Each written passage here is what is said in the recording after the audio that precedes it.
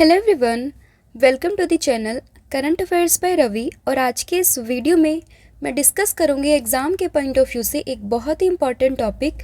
और टॉपिक का नाम है कला एवं संस्कृति करंट अफेयर्स 2023। यानी कि आर्ट एंड कल्चर से संबंधित जो भी आपकी करंट अफेयर बनती हैं इस साल की, उसको मैं डिस्कस करूँगी आपके साथ। और ये वीडियो आपके लिए काफ़ी इम्पॉर्टेंट होने वाला है, क्योंकि आपका कोई भी एग्ज़ाम हो उसमें करंट अफेयर आपका बहुत बड़ा रोल प्ले करती है। और उसी के कॉन्टेक्स्ट में आज हम लेके आए हैं कला और संस्कृति से रिलेटेड करंट अफेयर्स को। तो होपफुली वीडियो आपको पसंद आएगा, तो लास्ट तक ज़रूर देखिएगा। तो अब शुरू करते हैं हमारी वीडियो को। और आज की वीडियो का हमारा पहला प्रश्न है, साहित्य में नोबेल पुरस्कार 2023 से किसे सम्मानित किया जाएगा। तो यहाँ पर आपसे पूछा है साहित्य में नोबेल पुरस्कार। तो देखिए, नोबेल प्राइज़ इन लिटरेचर इस साल का ये मिला है जॉन फोसे को, जो कि नॉर्वे से हैं। तो ऑप्शन नंबर जो बी है आप यहाँ पर याद रखेंगे कि जॉन फोसे, इमेज में आप देख सकते हैं यही हैं जॉन फोसे, जिन्हें मिला है इस साल का लिटरेचर में नोबेल प्राइज़। अब इन्हें यह अवार्ड मिला क्यों है, तो देखिए यह पुरस्कार उनके अभिनव नाटकों और गद्य साहित्य के लिए प्रदान किया जाएगा जो अनकही भावनाओं को आवाज़ देते हैं। देखिए, ये अभी नहीं प्रदान किया जाएगा, अभी सिर्फ अनाउंसमेंट हुई है, क्योंकि अक्टूबर के पहले हफ्ते में क्या होता है कि सभी नोबेल प्राइज़ जो भी जीतते हैं उनका नाम अनाउंस कर देते हैं, लेकिन अवार्ड ये इन्हें मिलता है दिसंबर में। तो जॉन फोसे को ये अवार्ड मिलेगा दिसंबर में, उनके अभिनव नाटकों और गद्य साहित्य के लिए उन्हें अवार्ड दिया जाएगा। ठीक है, नॉर्वे से ये बिलोंग करते हैं और साहित्य में इन्हें ये नोबेल पुरस्कार मिला है। अभी नोबेल पुरस्कार प्रदान कौन करता है, तो देखिए रॉयल स्वीडिश अकेडमी है, जो कि स्वीडन स्टॉकहोम में है, यही प्रदान करती है साहित्य में नोबेल पुरस्कार। पुरस्कार राशि के तौर पर मिलते हैं 11 मिलियन स्वीडिश क्रोना। तो राशि भी आपको ध्यान रखनी है और उसको देता कौन है ये भी आपको ध्यान रखना है। फिर है भारत का 42वां यूनेस्को विश्व धरोहर स्थल, ये कौन सा बना है। तो देखिए, बात करें इंडिया का 42वां यूनेस्को विश्व धरोहर, तो ये बना है अभी हाल ही में होयसला के मंदिर, जो कि कर्नाटक में है। तो ऑप्शन नंबर सी आप यहाँ पर याद रखेंगे कि यही बने हैं भारत का 42वां यूनेस्को विश्व धरोहर स्थल। और इसी के साथ भारत में यूनेस्को की साइट के जो नंबर हैं वो हो चुके हैं टोटल, यानी कि अभी भारत में टोटल 42 विश्व धरोहर स्थल है। ठीक है, तो ये भी आप ध्यान रखेंगे। और ये कौन सा बना है 42वां, तो कर्नाटक में है होयसला के मंदिर, ये बने हैं 42वें यूनेस्को विश्व धरोहर स्थल। अब देखिए, कर्नाटक के बेलूर, हेलीबिडू और सोमनाथपुरा की 12वीं शताब्दी के होयसला के मंदिर को सोमवार को यूनेस्को विश्व धरोहर स्थल के रूप में मान्यता दी गई है। हालांकि डिटेल थोड़ा वो है, मतलब जिस दिन इन्हें मिला था उस दिन की बात हो रही है, लेकिन आप ध्यान रखेंगे कि कर्नाटक के बेलूर, हेलीबिडू और सोमनाथपुरा की 12वीं शताब्दी के इन मंदिरों को यूनेस्को के विश्व धरोहर स्थल में शामिल कर लिया गया है। नेक्स्ट आपका प्रश्न है, महान दार्शनिक आदि शंकराचार्य जी की 108 फीट ऊंची प्रतिमा, जिसका नाम है समानता की प्रतिमा यानी कि स्टैचू ऑफ वननेस, इसका अनावरण ये कहाँ किया गया है। तो देखिए, बात करें स्टैचू ऑफ वननेस की, तो इसका अनावरण ये हुआ है मध्य प्रदेश के ओंकारेश्वर में। तो ऑप्शन नंबर जो डी है आप यहाँ पर याद रखेंगे कि मध्य प्रदेश के ओंकारेश्वर में स्थापित हुई है आदि शंकराचार्य जी की 108 फीट ऊंची प्रतिमा। ये आप इमेज देख सकते हैं, यही है आदि शंकराचार्य जी, और इन्हीं की 108 फीट ऊंची प्रतिमा का अनावरण हुआ है। और स्टैचू का नाम है स्टैचू ऑफ वननेस यानी कि समानता की प्रतिमा। अनावरण किसने किया है, तो देखिए मध्य प्रदेश के मुख्यमंत्री हैं जिनका नाम है शिवराज सिंह चौहान, उन्होंने ही क्या है इस मूर्ति का अनावरण किया है। और इस प्रतिमा का डिज़ाइन ये सीपी कुकरेजा आर्किटेक्ट्स के द्वारा तैयार किया गया है। फिर है, प्रधानमंत्री नरेंद्र मोदी ने दुनिया के सबसे बड़े कन्वेंशन सेंटर यशोभूमि कन्वेंशन का उद्घाटन ये कहाँ किया है। तो देखिए, प्रधानमंत्री नरेंद्र मोदी जी के द्वारा दुनिया के सबसे बड़े कन्वेंशन सेंटर यशोभूमि कन्वेंशन, इसका उद्घाटन हुआ है नई दिल्ली के द्वारका में। ऑप्शन नंबर जो बी है आपका यहाँ पर सही होगा, यशोभूमि कन्वेंशन का उद्घाटन नई दिल्ली के द्वारका में। फिर वर्ल्ड सिटीज़ कल्चर फोरम में शामिल होने वाला पहला भारतीय शहर ये कौन बना है, तो ये बन गया है बेंगलुरु, जो शामिल हुआ है वर्ल्ड सिटीज़ कल्चर फोरम में। ऑप्शन नंबर सी आपका यहाँ पर सही होगा। देखिए बेंगलुरु जो है वो वर्ल्ड सिटीज़ कल्चर फोरम में शामिल होने वाला 41वां शहर बन गया है। और वर्ल्ड सिटीज़ कल्चर फोरम शहरों का एक वैश्विक नेटवर्क है, यानी कि ग्लोबल नेटवर्क है, जो भविष्य की समृद्धि को आकार देने में संस्कृति की महत्वपूर्ण भूमिका का पता लगाने के लिए एक सहयोगात्मक रूप में शोध करता है। ठीक है, तो ये 41वां शहर जो बन गया है भारत का, 41वां शहर बन गया है ये कौन सा, बेंगलुरु। और ये भारत का कौन सा है, भारत का पहला भारतीय शहर है, मतलब इसमें शामिल होने वाला। ठीक है, फिर एक किस राज्य का महाबलीपुरम तट मंदिर भारत का पहला हरित ऊर्जा पुरातत्व स्थल बन गया है? तो ये बन गया है तमिलनाडु में स्थित तट मंदिर। तो ऑप्शन नंबर जो डी है आप यहाँ पर याद रखेंगे कि महाबलीपुरम तट मंदिर ये न्यूज़ में है और कहाँ पर है, तमिलनाडु। और ये बन गया है भारत का पहला हरित ऊर्जा पुरातत्व स्थल। देखिए यह तटीय मंदिर मम्मलपुरम महाबलीपुरम में स्थित है। इसे 1984 में यूनेस्को विश्व धरोहर स्थल का दर्जा भी प्राप्त हुआ था। यह उपलब्धि ग्रीन हेरिटेज प्रोजेक्ट के कारण हुई है और इस प्रोजेक्ट के तहत मंदिर को रोशन करने के लिए आवश्यक ऊर्जा और सौर ऊर्जा संयंत्रों के माध्यम से उत्पन्न की जाती है। मतलब जो मंदिर में हम रोशनी करते हैं वो रोशनी उत्पन्न होती है बाय सोलार एनर्जी। ठीक है, तो इसीलिए इसको मिला है क्या, अवार्ड पहला हरित ऊर्जा पुरातत्व स्थल, जो कि तमिलनाडु में है और मंदिर का नाम है महाबलीपुरम तट मंदिर। फिर है भारत के बाहर दुनिया के सबसे बड़े हिंदू मंदिर स्वामी नारायण अक्षरधाम मंदिर का उद्घाटन ये कहाँ हुआ है? तो देखिए भारत के बाहर बात हो रही है, दुनिया के सबसे बड़े हिंदू मंदिर स्वामी नारायण अक्षरधाम मंदिर का उद्घाटन तो ये हुआ है यूएसए में। और यूएसए में भी कहाँ पर, तो ये है न्यू जर्सी। तो ऑप्शन नंबर ए आप यहाँ पर याद रखेंगे कि अमेरिका के न्यू जर्सी में हुआ है दुनिया के सबसे बड़े हिंदू मंदिर जिसका नाम है स्वामी नारायण अक्षरधाम मंदिर, इसका उद्घाटन। ठीक है, और भारत में भी 2 अक्षरधाम मंदिर हैं, एक आप देखेंगे दिल्ली में है और दूसरा आप देखेंगे गुजरात में। देखिए इस मंदिर को बनाने में 4 तरह के पत्थरों limestone, pink sandstone, marble, granite का इस्तेमाल हुआ है और यह मंदिर 183 एकड़ में फैला हुआ है और इसकी माप जो है वो 255 feet by 345 feet by 191 feet है। हालांकि आपको ये माप तो इम्पॉर्टेंट नहीं है, बस आप ध्यान रखेंगे कि दुनिया का सबसे बड़ा हिंदू मंदिर जिसका नाम है स्वामी नारायण अक्षरधाम मंदिर, इसका उद्घाटन हुआ है यूएसए के न्यू जर्सी में। फिर आपका नेक्स्ट प्रश्न है, भारत का पहला प्रकाश स्तंभ उत्सव ये किस राज्य में मनाया गया है? तो देखिए बात करें भारत का पहला प्रकाश स्तंभ उत्सव तो ये मनाया गया है गोवा में।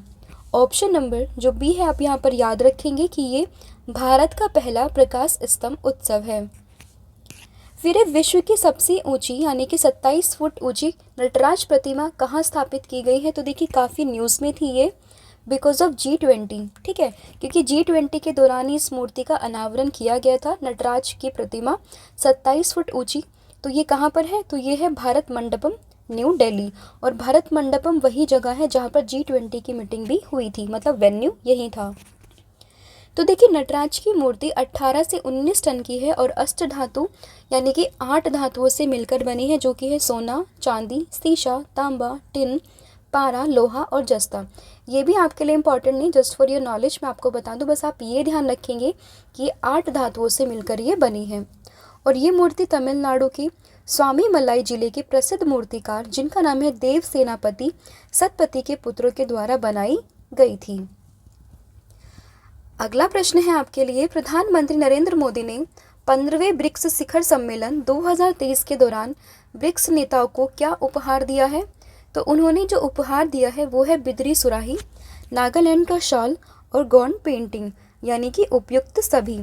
तो ऑप्शन नंबर जो डी है आप यहाँ पर याद रखेंगे कि 15वें ब्रिक्स शिखर सम्मेलन के दौरान जो प्रधानमंत्री नरेंद्र मोदी हैं उन्होंने ब्रिक्स के नेताओं को ये सभी उपहार जो है वो दिए हैं। देखिए प्रधानमंत्री नरेंद्र मोदी ने दक्षिण अफ्रीका के राष्ट्रपति जिनका नाम है सिरिल रामफोसा को तेलंगाना की सुराही की एक जोड़ी भेंट की है। दक्षिण अफ्रीका की प्रथम महिला छेपो मोत्सेपे और को नागालैंड की एक शॉल प्रदान की है। और इसके अतिरिक्त प्रधानमंत्री नरेंद्र मोदी ने मध्य प्रदेश की गोंड पेंटिंग ब्राज़ील के राष्ट्रपति लुइस इनासियो लूला डा सिल्वा को भेंट की है। ठीक है, ये भी आप ध्यान रखेंगे। और ब्राज़ील के राष्ट्रपति ये न्यूज़ में भी थे क्योंकि G20 के अगले साल की प्रेसिडेंसी भी ब्राज़ील को सौंप दी गई है। फिर एक किस राज्य के खामती चावल, याक चुरपी और तांगसा वस्त्र को जीआई टैग मिला है? तो ये मिला है अरुणाचल प्रदेश में। तो ऑप्शन नंबर जो डी है आप यहाँ पर याद रखेंगे। अब कुछ और इम्पोर्टेंट जीआई टैग हम डिस्कस कर लेते हैं जो न्यूज़ में थे, जैसे कि अत्रेयपुरम पुथारेकुला मिठाई, तो ये आंध्र प्रदेश से है।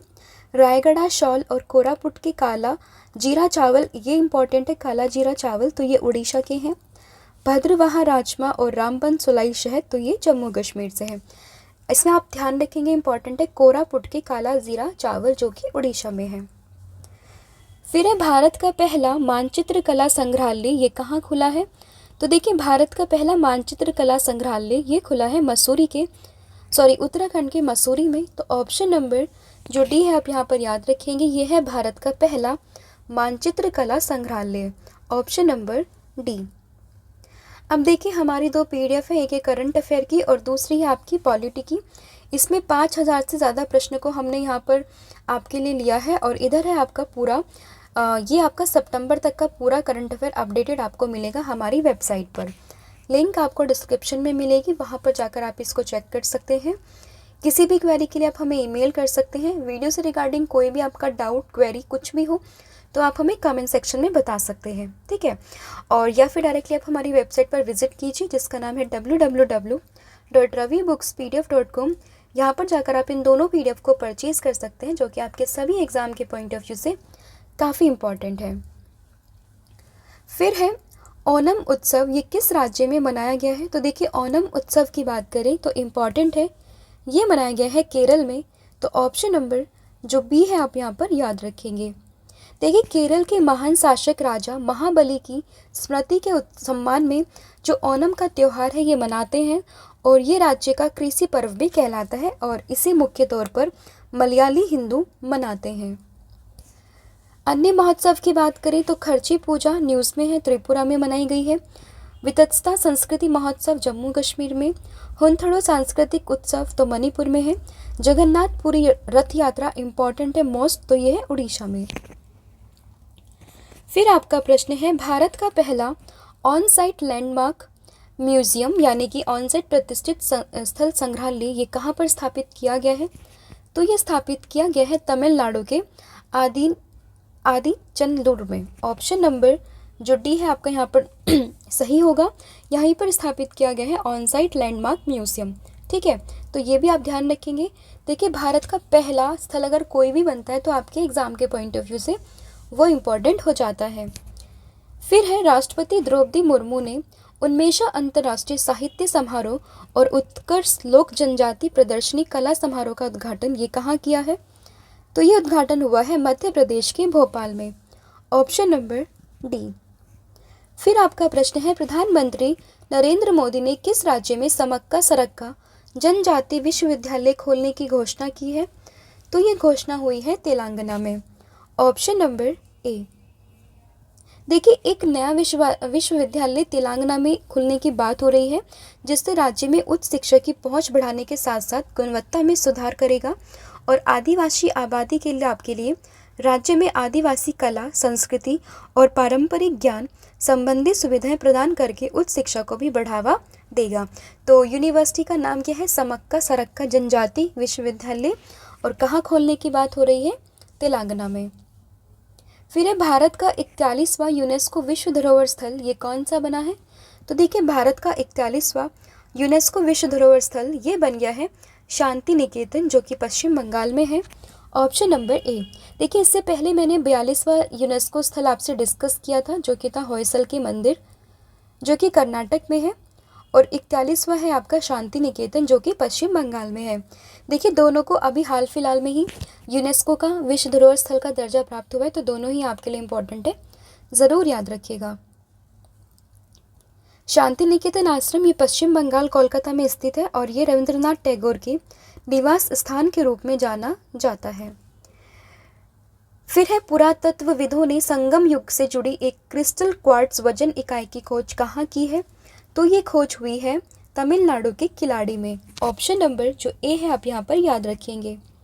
फिर है दूसरी तीसरी शताब्दी ईस्वी से लेकर 18वीं 19वीं शताब्दी ईस्वी तक तस्करी की गई 105 प्राचीन कलाकृतियों को किस देश ने भारत को वापस सौंपा है? तो ये सौंपा है अमेरिका ने।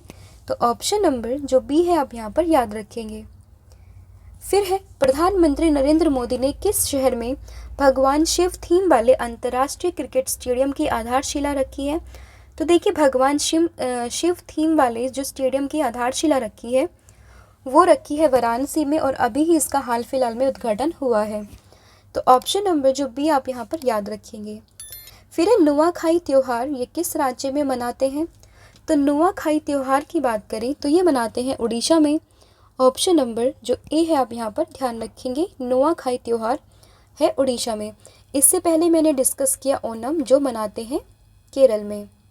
ठीक है, ऐसे रिलेट करके पढ़ेंगे तो आपको जल्दी याद रहेगा। देखिए इसके अलावा और त्यौहार हैं जैसे कि कर्नाटक सांस्कृतिक महोत्सव तो ये हुआ है श्रीलंका में। अथाचामय उत्सव तो ये हुआ है केरल में। मक्खन महोत्सव अंडूरी तो ये हुआ है उत्तराखंड में। काठमांडू कलिंग साहित्य महोत्सव 2023 तो ये हुआ है नेपाल में। फिर है भारत के पहले वैदिक थीम पार्क वेद वन पार्क का उद्घाटन ये कहाँ किया गया? तो वेद वन पार्क का उद्घाटन ये हुआ है उत्तर प्रदेश के नोएडा में। Option number A.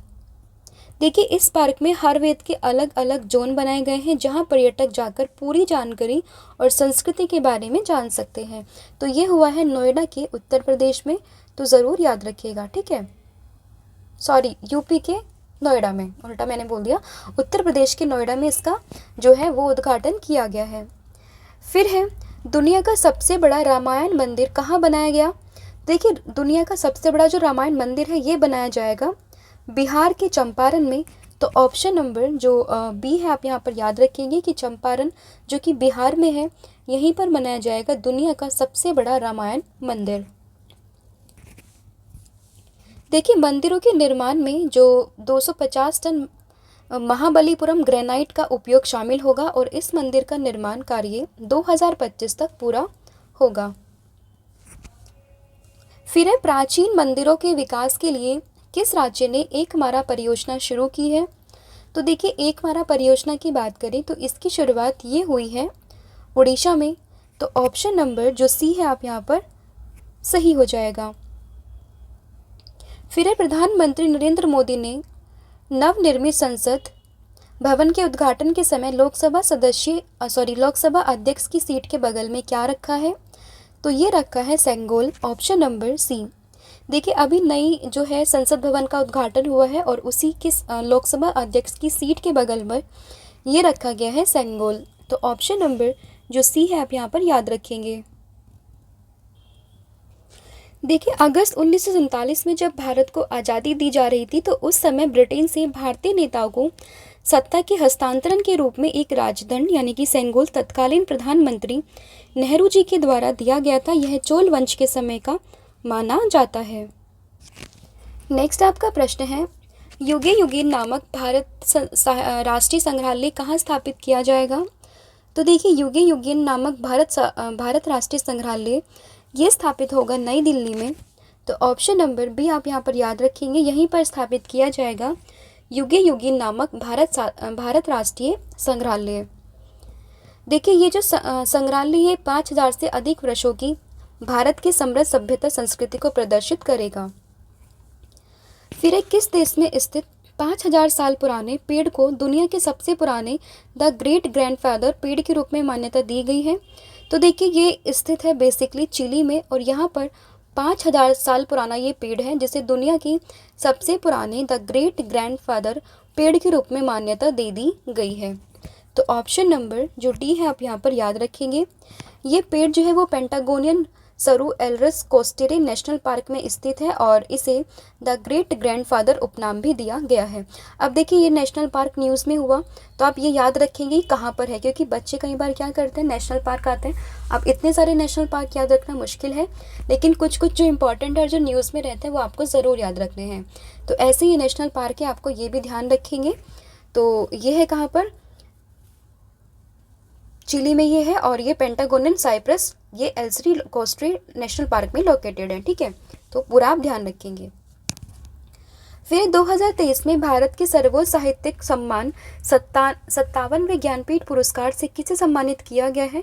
तो ये सम्मानित हुए हैं दामोदर मोजो, ऑप्शन नंबर जो ए है आपका यहाँ पर सही होगा। देखिए, गोवा की लघु कथा लेखक, उपन्यासकार, आलोचक और कोंकणी में पटकथा लेखक दामोदर मोजो को भारत की सर्वोच्च साहित्यिक सम्मान 57वें ज्ञानपीठ पुरस्कार से सम्मानित किया गया है। इंपॉर्टेंट ये क्वेश्चन है तो ज़रूर याद रखिएगा, नाम है इनका दामोदर मोजो। फिर आपका प्रश्न है, दुनिया का सबसे बड़ा हड़प्पा संस्कृति संग्रहालय ये कहाँ स्थापित किया जाएगा? तो देखिए, सबसे बड़ा जो हड़प्पा संस्कृति संग्रहालय है ये स्थापित होगा राखीगढ़ी, हरियाणा में, ऑप्शन नंबर ए। देखिए, दुनिया का सबसे बड़ा हड़प्पा संस्कृति संग्रहालय हरियाणा के राखीगढ़ी में लगभग 5000 साल पुरानी सिंधु घाटी कलाकृतियों को प्रदर्शित करने के लिए स्थापित किया जाएगा। फिर यायात्सो झील को जैव विविधता अधिनियम 2002 के तहत किस राज्य या फिर केंद्र शासित प्रदेश का पहला जैव विविधता विरासत स्थल घोषित किया है? तो ये किया है लद्दाख में, ऑप्शन नंबर सी। देखिए, यह झील जो है वो लद्दाख में 4820 मीटर की ऊंचाई पर स्थित अपनी खूबसूरती के साथ पक्षियों के लिए स्वर्ग के रूप में जानी जाती है। काफ़ी ब्यूटीफुल ये लेक है। फिर तेलंगाना के मुख्यमंत्री जिनका नाम है के चंद्रशेखर राव ने हरे कृष्णा हेरिटेज टावर की आधारशिला ये किस शहर में रखी है? तो ये रखी है हैदराबाद में, ऑप्शन नंबर सी। फिर पुरातत्वविदों की एक टीम ने मोतियों का सबसे पुराना शहर की खोज कहाँ की है? तो ये खोज की है सिनियाहा द्वीप में, तो ऑप्शन नंबर जो ए है आप यहाँ पर याद रखेंगे। देखिए, यह खोज जो है वो संयुक्त अरब अमीरात में स्थित द्वीप पर की गई थी जो दुबई से लगभग 50 किलोमीटर उत्तर पूर्व में स्थित है। और सिनियाहा द्वीप पर नया खोजा गया मोती शहर ये 7वीं शताब्दी ईस्वी पूर्व का है, तो ये भी आप ध्यान रखेंगे। दुनिया का पहला 3D प्रिंटेड मंदिर ये किस राज्य में बनाया जा रहा है? तो देखिए, दुनिया का पहला 3D प्रिंटेड मंदिर ये बन रहा है तेलंगाना में, तो ऑप्शन नंबर जो डी है आप यहाँ पर याद रखेंगे। फिर भारत की पहली सोलर सिटी कौन सी बनेगी? तो भारत की पहली सोलर सिटी ये बनेगी मध्य प्रदेश का सांची, ऑप्शन नंबर ए। फिर किस राज्य में स्थित तुंगनाथ मंदिर को राष्ट्रीय स्मारक घोषित किया जाएगा? तो देखिए, राष्ट्रीय स्मारक ये घोषित किया जाएगा तुंगनाथ मंदिर जो कि है आपका उत्तराखंड में, तो ऑप्शन नंबर जो डी है आप यहाँ पर याद रखेंगे। तो उत्तराखंड के प्राचीन और पंच केदारों में से तीसरे तुंगनाथ मंदिर को राष्ट्रीय स्मारक घोषित किया जाएगा और यह मंदिर उत्तराखंड राज्य के रुद्रप्रयाग जिले में चंद्रनाथ पर्वत पर स्थित है। फिर भारत के नए संसद भवन का उद्घाटन ये किसने किया है? तो देखिए, भारत के जो नए संसद है उसका उद्घाटन हुआ है और ये उद्घाटन किया गया है हमारे देश के प्रधानमंत्री नरेंद्र मोदी जी के द्वारा, तो ऑप्शन नंबर जो सी है आप यहाँ पर ध्यान रखेंगे। अब देखिए, नया संसद भवन ये डिज़ाइन किसने किया है? तो ये तैयार किया है HCP डिज़ाइंस ने, निर्माण किया है टाटा प्रोजेक्ट्स लिमिटेड ने, आकार है इसका त्रिकोणाकार और मुख्य वास्तुकार तो ये है विमल पटेल। फिर मई 2023 में प्रधानमंत्री नरेंद्र मोदी ने महात्मा गांधी जी की प्रतिमा का अनावरण ये कहाँ किया है? तो प्रधानमंत्री ने महात्मा जी की प्रतिमा का अनावरण ये किया है जापान के हिरोशिमा में, तो ऑप्शन नंबर जो सी है आप यहाँ पर ध्यान रखेंगे। और हिरोशिमा और नागासाकी की बात सुनकर एक बात हमेशा ध्यान आती है, जो यहाँ पर एटम बम अटैक हुआ था 1945 में 6 अगस्त और 9 अगस्त को, ठीक है, तो ये भी आप ध्यान रखेंगे। 2023 में फिक्शन के लिए पुलित्जर पुरस्कार से किसे सम्मानित किया जाएगा? तो देखिए, पुलित्जर पुरस्कार जो है फिक्शन के लिए ये दिया गया है बारबरा किंगसोल्वर और हर्नान डियाज को, तो ऑप्शन नंबर जो सी है आप यहाँ पर ध्यान रखेंगे। इन्हें ही मिला है 2023 में फिक्शन के लिए पुलित्जर पुरस्कार। देखिए, बारबरा किंगसोल्वर ये महिला है, महिला कैटेगरी में मिला है, और डेमन कॉपरहेड उपन्यास के लिए मिला है, और हर्नान डियाज को जो कि पुरुष कैटेगरी में ट्रस्ट उपन्यास के लिए दिया गया है। फिर है तिब्बती आध्यात्मिक गुरु दलाई लामा ने कहा कि 8 वर्षीय लड़के को तिब्बती बौद्ध धर्म के तीसरे सबसे महत्वपूर्ण आध्यात्मिक नेताओं में से एक 10वें खलखा जेट्सन धम्पा रिनपोचे के पुनर्जन्म के रूप में मान्यता दी है? तो ये दी है मंगोलिया के एक 8 वर्षीय लड़के को। तो ऑप्शन नंबर जो डी है, अब यहाँ पर ध्यान रखेंगे। फिर है वर्ष 2024 तक दुनिया का सबसे बड़ा धार्मिक स्मारक वैदिक तारामंडल, ये कहाँ बनाया जाएगा? तो ये बनेगा पश्चिम बंगाल के मायापुरी में। Option number D. किस राज्य में पांडवपुरा शहर के पास होयसला काल से संबंधित और 13वीं शताब्दी की शुरुआत का एक हीरो स्टोन खोजा गया है? तो ये खोजा है कर्नाटक में। Option number B. फिर है भारत के प्रसिद्ध सांची गेट की कृति का अनावरण ये कहाँ किया गया? तो ये हुआ है बर्लिन, जर्मनी में। Option number A. फिर है प्रधानमंत्री नरेंद्र मोदी ने 11वीं सदी के भक्ति संत श्री रामानुजाचार्य की 216 फीट ऊंची मूर्ति स्टैच्यू ऑफ इक्वालिटी का उद्घाटन ये कहाँ किया है? तो स्टैच्यू ऑफ इक्वालिटी इसका उद्घाटन हुआ है हैदराबाद में। Option number D. देखिए 216 फीट ऊंची स्टैच्यू ऑफ इक्वालिटी ये 11वीं सदी के भक्ति संत श्री रामानुजाचार्य की याद में बनाई गई है, जिन्होंने आस्था, जाति और पंथ सहित जीवन के सभी पहलुओं में समानता के विचार को बढ़ावा दिया था। फिर टाइम पत्रिका ने वर्ष 2022 में विश्व के सबसे सर्वश्रेष्ठ स्थानों की सूची में भारत के किन स्थानों को शामिल किया है? तो ये किया है अहमदाबाद और केरल को। तो ऑप्शन नंबर जो बी है, आप यहाँ पर याद रखेंगे। फिर प्रत्येक जिले में एक संस्कृत भाषी गांव विकसित करने की घोषणा वाला भारत का पहला राज्य कौन सा बना है? तो ये बना है उत्तराखंड। Option number C. फिर है प्रधानमंत्री नरेंद्र मोदी ने संत रविदास मंदिर की आधारशिला ये कहाँ रखी है? तो देखिए संत रविदास मंदिर की आधारशिला ये रखी है नरेंद्र मोदी जी ने मध्य प्रदेश में। Option number C. फिर किस राज्य के विश्वनाथ घाट को 2023 में भारत की सर्वश्रेष्ठ पर्यटन गांव के रूप में चुना गया है? तो ये चुना गया है असम में। Option number C. फिर विश्व धरोहर दिवस 2023 ये कब मनाया गया है?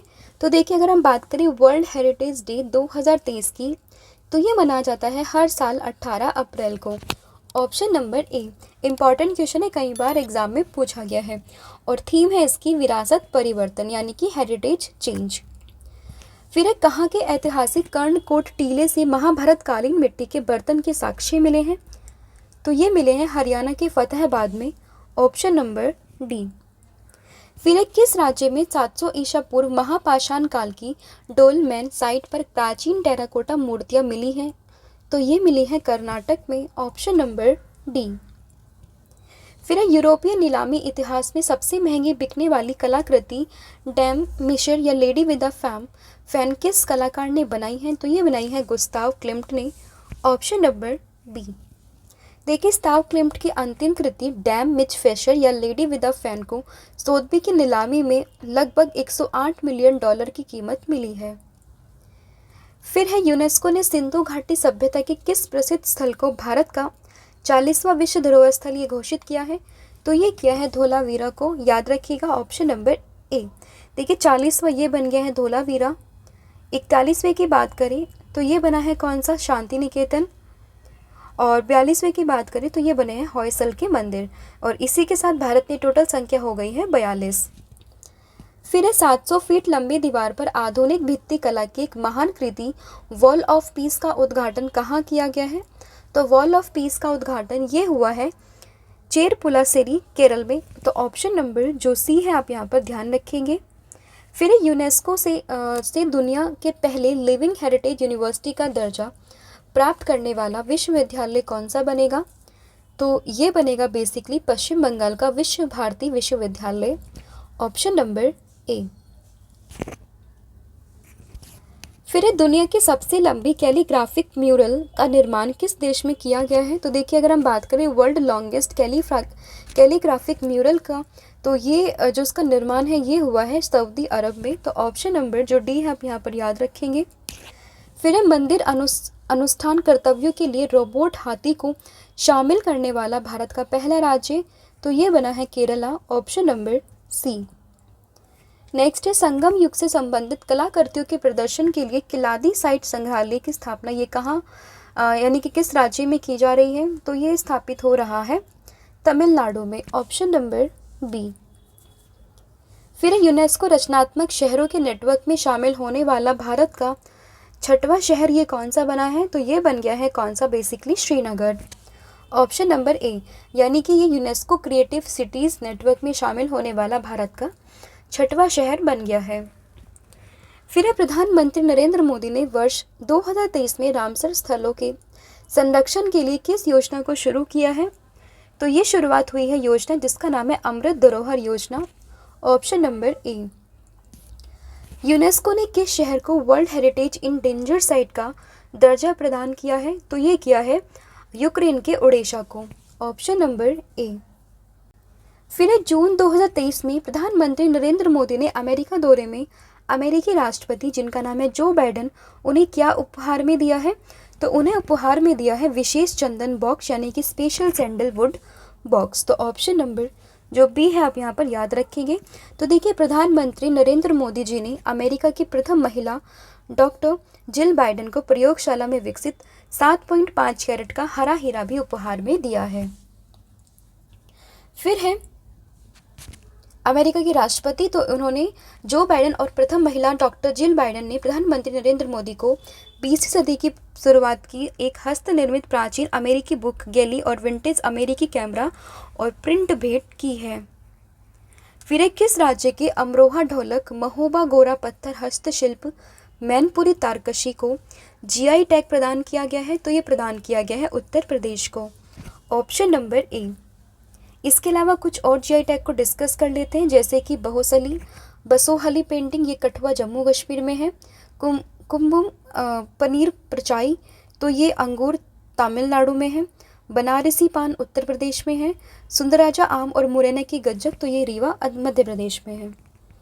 फिर है मलयालम भाषा में उपन्यास जिसका नाम है पेरुमज हायते कुंजी थालाकुल के लिए प्रतिष्ठित साहित्य अकादमी बाल साहित्य पुरस्कार 2023 से सम्मानित किया गया है। तो ये लिखा है प्रिया एस ने। Option number C. फिर है भारत से चुराई गई 1200 साल पुरानी योगिनी की मूर्ति को 40 साल बाद कहाँ से वापस लाया गया है? तो ये लाया गया है लंदन से। Option number D. फिर है किस शहर के वडनगर शहर और सूर्य मंदिर मोढेरा को यूनेस्को के विश्व धरोहर स्थलों की अस्थायी सूची में जोड़ा गया है? तो ये जोड़ा गया है गुजरात। Option number B. फिर है दुनिया का पहला ताड़ के पत्तों का पांडुलिपि संग्रहालय कहाँ खोला गया है? तो ये खोला गया है त्रिवंतपुरम केरला में। Option number C. फिर है भारतीय पुरातत्व सर्वेक्षण ने किस राज्य या फिर केंद्र शासित प्रदेश में 1000 साल से भी अधिक पुराने ऐतिहासिक स्थित अनंगताल झील को राष्ट्रीय स्मारक घोषित किया है? तो ये कहाँ पर है? तो ये है दिल्ली में। Option number B.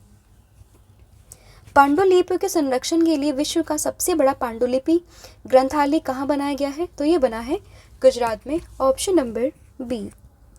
फिर है टाइम मैगजीन के द्वारा वर्ष 2023 में जारी दुनिया की महानतम स्थानों की सूची में भारत के किन स्थानों को शामिल किया गया है? तो ये है मयूरभंज जो कि उड़ीसा में है, और दूसरा है लद्दाख यानी कि ऑप्शन सी उपयुक्त दोनों। देखिए भारत के मयूरभंज और लद्दाख जो अपने खतरों में पड़े बागों और ऐतिहासिक मंदिरों के लिए चयनित हुए हैं। फिर Nehru memorial museum and library society जिसको शॉर्ट में NMML का नाम, इसको बदलकर क्या नया नाम रखा गया है? तो इसका नया नाम ये रखा गया है prime minister museum and library society. तो ऑप्शन नंबर जो बी है आप यहाँ पर ध्यान रखेंगे कि जो नेहरू मेमोरियल म्यूजियम है और लाइब्रेरी सोसाइटी है इसका नाम अब हो गया है prime minister museum and library society. तो ऑप्शन नंबर जो बी है आप यहाँ पर याद रखेंगे। तो देखिए ये मैंने डिस्कस किए हैं total 70 question related to art and culture current affair. तो सभी आपके लिए इंपॉर्टेंट है, इनको ज़रूर याद रखिएगा। अब मैं आपसे टेस्ट के 2 प्रश्न पूछती हूँ जिसके आंसर आप मुझे कमेंट सेक्शन में ज़रूर बताएंगे। तो पहला आपके लिए प्रश्न है भारत का 42वां यूनेस्को विश्व धरोहर स्थल ये कौन सा बना है? इसके अलावा जो भी आप यूनेस्को से बता सकते हैं 40वां स्थल, 41वां स्थल, 42वां स्थल, ये सब कमेंट सेक्शन में ज़रूर लिखिएगा। ठीक है, वीडियो आपको कैसी लगती है कमेंट सेक्शन में बता सकते हैं, फीडबैक दे सकते हैं। कोई आपका फीडबैक है आप मुझे बताइए ज़रूर। आप नेक्स्ट वीडियो किस टॉपिक पर चाहते हैं वो भी आप हमें बता सकते हैं। नेक्स्ट आपका प्रश्न है, भारत का पहला प्रकाश स्तंभ उत्सव ये किस राज्य में मनाया गया है? तो ये कहाँ मनाया गया है, इसका आंसर भी आप मुझे कमेंट सेक्शन में दोगे। और इसके अलावा पीडीएफ है हमारी करंट अफेयर एंड पॉलिटी की, मैं आपको ऑलरेडी बता चुकी हूँ, आप जाकर इनको परचेज़ कर सकते हैं क्योंकि आपके एग्ज़ाम के पॉइंट ऑफ व्यू से काफ़ी इंपॉर्टेंट ये दोनों ही पीडीएफ होने वाली हैं। तो आज के लिए इतना ही है। Thank you so much. Have a good day. Bye bye.